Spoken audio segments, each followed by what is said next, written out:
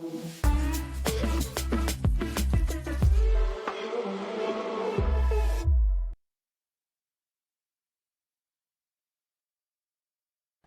hey everyone, welcome to the show So You Want to Become, and I'm your host Krishna Ranganathan. As a part of the celebration of 50 years of excellence at PS Senior Secondary School, I have with us one of the alumnus of the school, Colonel Vembu Shankar. Sir, it's a privilege to have you here. Well, thank you very much. It's a great privilege and an honor for me to be part of your podcast and to talk to another alumnus. It's always a great pleasure. For those who don't know our Colonel, he's a Shaurya Chakra awardee. Not only that, if you look beyond his uniform, he's a Rashtrapati Scout. He is also a linguist, a quiz master, and an autograph collector. He has more than 8,000 collections in his name, if I'm correct. Well, that's right. I've got more than 8,000 autographs, and it's been always increasing. Numbers just a way to restrict my collection, but yeah, it goes on every day. Not only that, he is also one of the finalists for BBC Mastermind, and he is the man, the myth, the legend behind Project Sambandh. Sir, it would be great if we could start the session with talking about Project Sambandh. How did it all begin, and what motivated you to start it? Well, thank you very much, Krishna. Yes, Project Sambandh is something very close to my heart. I was commanding a unit in the northeast of India. I'd finished about 20 years of service, and that's when I realized that the Indian Army loses about 1,500 personnel every year because of non-operational circumstances, that is accidents, suicides, medical condition, fratricides. And the families of these soldiers face a lot of challenges. It could be financial challenges, social challenges, economic challenges, emotional challenges. So that's when I decided that something has to be done because there are resources available, but it's not reaching these families, the next of kin of these soldiers who died because of non-operational reasons, which are tackled as physical casualties. And that's when I embarked on this project. It's a purely philanthropic project. It's a one-man project where I travel across the length and breadth of the country to try and connect with these next of kin of the physical casualties. At the time of death, everybody comes, the society, the unit, the army, everybody comes to help. But 2-3 years down the line is when the challenges start. And that's the reason I've been doing this from 2017 onwards. It's the 7th year running now, or 8th year running now. And I've been trying to make a difference in a lot of these families, databased more than about 27,000 such family members of the physical casualties. And that, in a nutshell, is Project Sambandh. Sir, you had a remarkable journey from a Rashtrapati Scout to a Shaurya Chakra awardee. Can you explain your journey? What was your early journey like when you joined the army? What are some of your experiences that you would like to share? Oh, well, the foundation has been here at this very location at the PS Senior Secondary School. I joined the school in 3rd grade in 1983 and then graduated in 1993. During these years, from the 3rd standard to 12th standard, I came across various influences in my life, including the teachers, my own classmates, seniors, who inspired me. And one of the inspirations that I drew was from the Boy Scout movement. I was a Boy Scout, first a Cub and then a Boy Scout. And Scouts taught me a lot of things, including starting with their motto, to be prepared, So everywhere in my life I was always trying to be prepared. And while I was a Scout, I became a Rashtrapati Scout, which is the highest award a Scout can achieve in India. And I got also an opportunity to represent India, to go on a jamboree to Japan. And again, the school played a huge role because the principal at that time, Mrs. Alamelu, in spite of me being in 12th standard, gave me the permission to go and attend nearly a month's jamboree. But it opened up my thinking to be interacting with people from other countries. And that put me, because of the first exposure to uniform, that inspired me to join the armed forces, where I wrote the exam for National Defense Academy and then cleared it in the Services Selection Board, and joined the National Defense Academy, which is the world's premier academy to train the tri-services. And the 3 years at the National Defense Academy made me from a boy to a man. So can you tell us the story behind the Shaurya Chakra? What happened in Jammu and Kashmir? Oh, well, that's a long time ago. I got commissioned in 1997 after 4 years of training, 3 years at the National Defense Academy, and 1 year at the Indian Military Academy. I got commissioned in 97, and in 98, just with 1 year of service, I was posted to a place in Jammu and Kashmir called Kupwara, and a specific place called Bod Bungas. This was a nice meadow. I had just about a year of experience. We used to get a lot of inputs of militants and terrorists crossing over from the Pakistan-occupied Kashmir, coming over to India and carrying out terrorist acts. So one of the days on the 1st of July, 1998, we got information that there are some terrorists who have crossed over, and there is a likelihood that they would cross over my area of responsibility, and one should be prepared to ensure that they are either made to surrender or they are eliminated. So this on the 1st of July, we got the information at about 1600 hours in the evening, and we got a lot of information like this preceding to this also.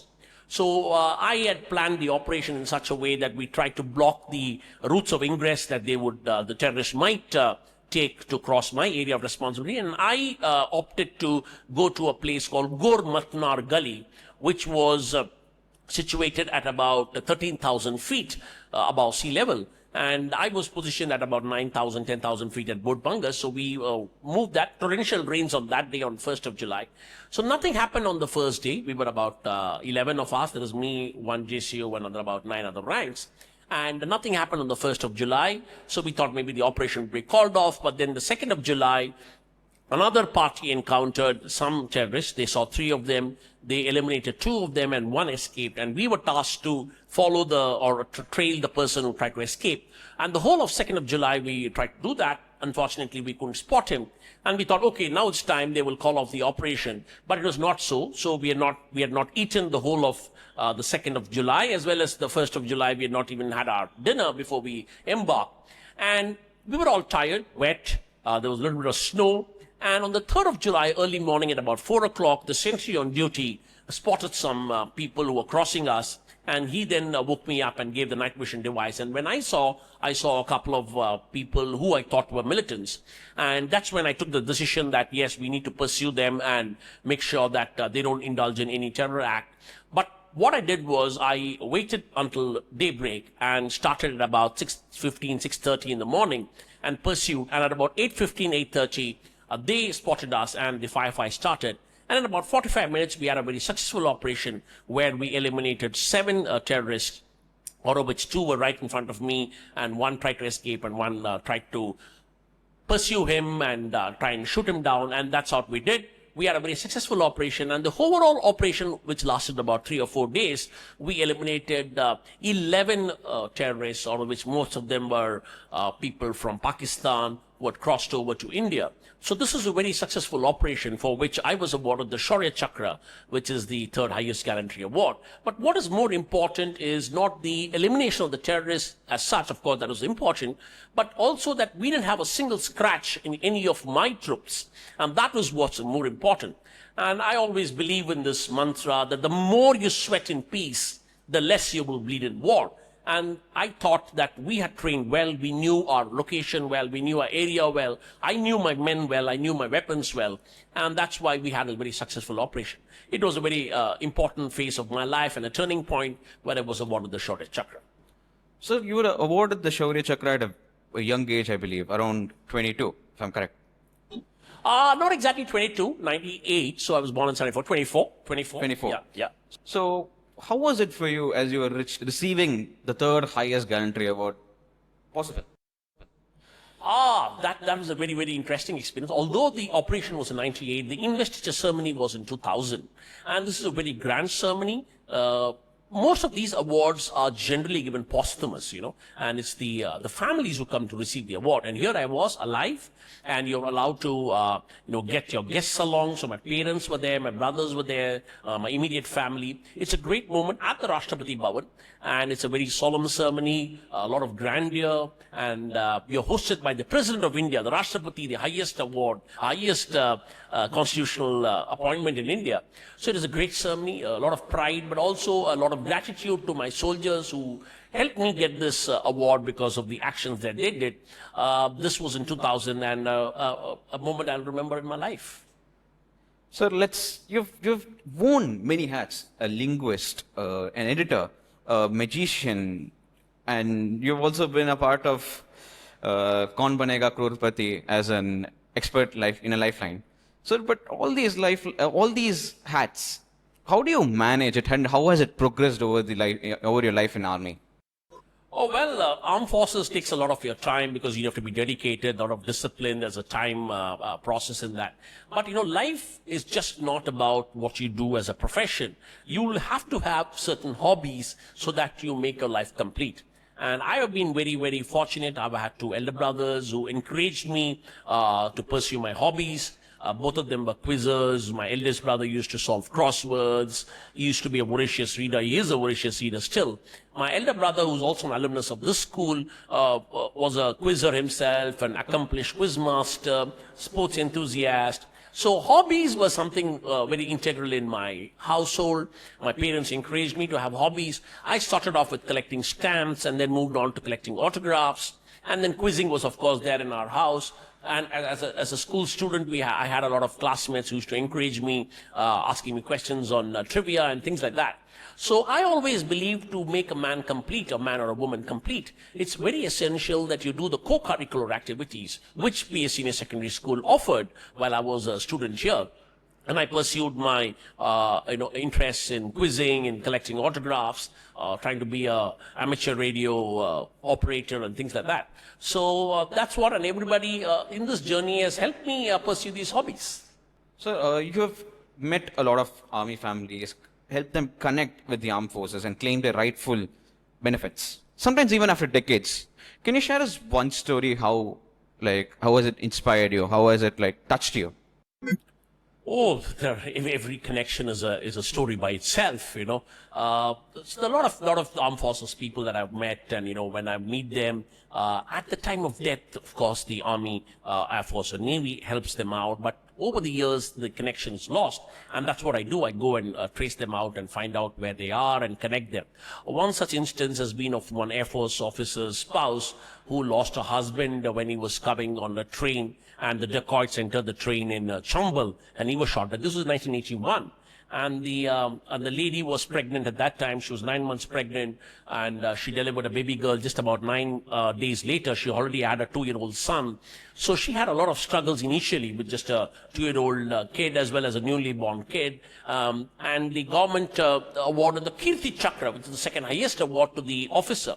But then she faced a lot of challenges. She emigrated to a different country in Australia, built her life, made sure the children got educated, and one became an engineer, one became a doctor. And over the years, after settling down, she remarried. And the armed forces stopped her pension. And I came to know about this some 20 years later. And then I pursued this case where I said, you should have your pension given to you because we encourage remarriage of these widows. And we pursued it. It was a year-long journey, a lot of bureaucracy, a lot of paperwork, and also a lot of emoluments because her husband was a Kirti Chakra winner. And finally, we got it done. And finally, she got to benefit, or what was rightfully hers, nearly 1 crore of rupees. And she got this, what was due to her about 20-25 years later. But this gives you satisfaction. This is just the financial aspect. There have been many places where one has helped them guide emotionally, socially, try and get them some vocational opportunities. So it's a continuous journey, and I believe that Sambandh, the symbol or the logo of Project Sambandh is an endless knot, which is one of the 8 auspicious symbols in the Tibetan Buddhism. And I believe this is a continuous process. It doesn't end. So the connection has to be continuous. You had mentioned, sir, at the start of the session, we had talked about your autograph collection, more than 8,000 collections that you have. Can you share us how that journey had started and how is it going actually? Oh, it's going on very well. Every day is an interesting episode, something I'm always looking at, some autographs. Well, I started as like every young kid would, running behind cricketers. India had just won the World Cup in 1983. I was in 3rd grade, 4th grade, ran behind cricketers, started out with Srikanth, who was a local boy, and then slowly diversified into various other fields, cinema, politics, literature, and things like that. Then I used to write to a lot of personalities. I used to write to people in the foreign countries, send a stealth address stamp, and a lot of people replied. People like Clint Eastwood, Neil Armstrong, Oprah Winfrey, Jane Goodall, all these people had replied to me. And these were great things as a growing up young teenager. And then, of course, I started, specializing in trying to get some autographed artwork, like portraits and caricatures and things like that. And that's how I try to publish 4-5 books on caricatures so that children can take it on these books. And caricature as an art form is also very, very unique because you need to exaggerate as well as to have a little bit of humor into it. And it also gives you an opportunity. That's how I got to meet Pele, Messi, many other people, Dhoni. And because of autograph collection, I became friends with Dhoni over the years. And of course, a lot of interesting episodes. One of the recent ones that I did, which is part of the journey which I cherish, is Sachin Tendulkar, the famous cricketer. He celebrated his 50th birthday. And I wanted to present him something very, very unique. And I found that he has played with 110 Indian Test teammates. And I believe in a team sport like cricket, like in the armed forces, team is very, very important. So what I did was I went around the country for 1 year, found out where these 110 test teammates were, met them, got their autographs. And then when I presented to Sachin, Sachin was very, very happy and thrilled. And recently, about a couple of months ago, he called me to Bombay and he presented me a handwritten letter, signed by personalized letter, thanking me for the efforts. So these are journeys which money can't buy, but these are experiences that I have for my life. So you have pursued a lot of passions, like as you mentioned, your autograph, your quiz mastering, all that. So what is the advice that you would like to give to young people who want to follow multiple interests or make a difference in the society? Oh, two complete different things. But yes, first and foremost, like I mentioned earlier, is that you should be diverse. You should have a lot of interests, a lot of hobbies, because that will help you make new friends, whether it's through quizzing or through autographs or through my magic. I've been able to make new friends. And friends are some people who will always be throughout in your lives. I always say that there are 3 important people in your life. Your parents, who give birth to you, your teachers, who groom you, and the student friends that you have in your school or your college or your academy and later in your professional careers. These friends are the people who will be there throughout your life. So I have made a lot of friends using this interest. So I encourage the young people to have hobbies. It could be anything. It could be music, it could be dance, you could pursue a new language, whatever it is.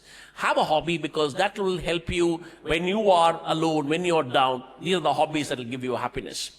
And with making a difference to the society, of course, all of us have here, we're all fortunate to be born in India, a great country. Bharat has given us a lot of opportunities. We are born in good families. So I think it's a good opportunity for us to give back to the society. You could do it in your small way, start with your own family, respect your elders, respect your parents, help out your friends, and then move on to your teachers and to the society around you. And there could be any way. You could plant a tree, you can help some elders, you can help some people who are not academically bright and things like that. So giving is very, very important. And like I always say that service before self should be the motto for everyone. For those students who want to join the Indian Army, what is your advice? And sir, how should they be prepared both mentally and physically? Oh, that's a good question and the right time to ask this question, I would now restrict myself not to just the Indian Army, but the Indian Armed Forces, which is the Army, Navy and Air Force. I think it offers a great, great opportunity for young minds, for people in India to serve the country, to become a better human being, because the Armed Forces offers a holistic life. So one of the ways that you can start off your journey is right after your 12th standard. While you're in your 12th grade, you can appear for examinations which can give you admission into the National Defense Academy, the Indian Naval Academy or the Air Force Academy right after your 12th standard. One of the ways is to join the National Defense Academy. And this is right after your 12th standard. You could have a science stream where you have an examination which is held in 2 times a year. The next one which is coming up in September. The forms are already out. Once you appear for the examination, which has got 2 aspects, one is the mathematics and one is the general studies, you appear for that, you clear that, then you go for a services selection board interview, which is a 4 or 5 day interview. And once you clear that, then you have a medical examination to make sure that you are physically fine. And then you are put on a merit list and then you are selected to join the National Defense Academy. You can pursue various careers after you pass out from the National Defense Academy or through the technical entry scheme. You can be an engineer, you can be a lawyer, you can be there are so many opportunities. You can be a doctor if you join the Armed Forces Medical College. So opportunities are many more. So it is for you to discover that this life is complete and holistic. Thank you, sir. Thank you for being here. It's a privilege to have you here. And I'm really happy that you took your time of the day and took your time of your busy schedule to be here.